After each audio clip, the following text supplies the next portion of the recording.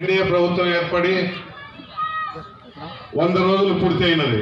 ఎందుకంటే ఇది మంచి ప్రభుత్వం. చెప్పిన మాట ఎలక్షన్ ముందు అవ్వాతాతలకు 4,000 రూపాయలు పెన్షన్ ఇస్తామని చెప్పాం. అదే ఎలక్షన్ డేట్ ముందు చెప్పిన రోజు నుంచి దానికి 3 నెలలు డ్యూ ఉన్నట్లు 7,000 రూపాయలు పెన్షన్ ఇవ్వడం మొదటి నెల జరిగింది. యువతకు డిఎస్సి 16,400 చిల్లర పోస్టులను యువత కోసం ఇప్పుడున్న మన నారా లోకేష్ బాబు గారు పాదయాత్రలు తెలుసుకొని యువత పరిస్థితి ఏమి, రాష్ట్ర పరిస్థితి ఏమి, రైతుల పరిస్థితి ఏమి, పేదల అన్ని వర్గాలకు ఏ విధంగా చేస్తే మేలు జరగాలి అనే ఉద్దేశంతో ఆయన మేనిఫెస్టో ప్రకటించడం జరిగింది. అది ఒక్కొక్కటిగా అమలు జరుగుతుంది.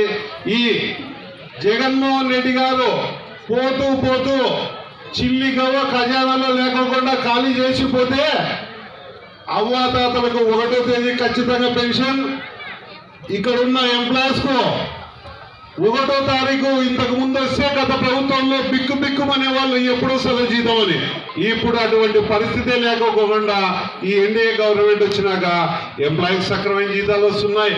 ఎన్ని ఇబ్బందులున్నా రాష్ట్రాన్ని అభివృద్ధి పదంలో నడపడానికి చంద్రబాబు నాయుడు గారు, అదేవిధంగా ఢిల్లీలో ఉన్న మోడీ గారు సహాయ సహకారాలతో మన రాజధానికి ఇప్పుడు ఈ 100 రోజుల్లోనే 12,500 కోట్లు శాంక్షన్ చేసి మన రాజధాని పురోగతికి కూడా మన ప్రభుత్వం ముందుకు పోతా ఉంది. ఏ విధంగా పోతే రైతులకు గత ప్రభుత్వంలో ధాన్యం కొనుగోలు చేశారు, అప్పుడు డబ్బులు చెల్లించకపోతే ఇప్పుడు వచ్చినాక రైతుల పరిస్థితిని చూసి చెల్లించడం జరిగింది.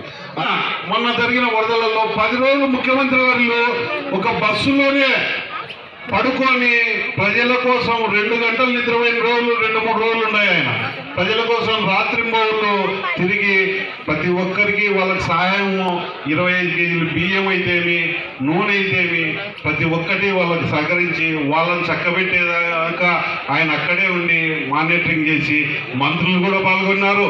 అదేవిధంగా ఎక్కడో మన నారా లోకేష్ బాబు గారిని కూడా మీరంతా టీవీలలో చూసింటారు.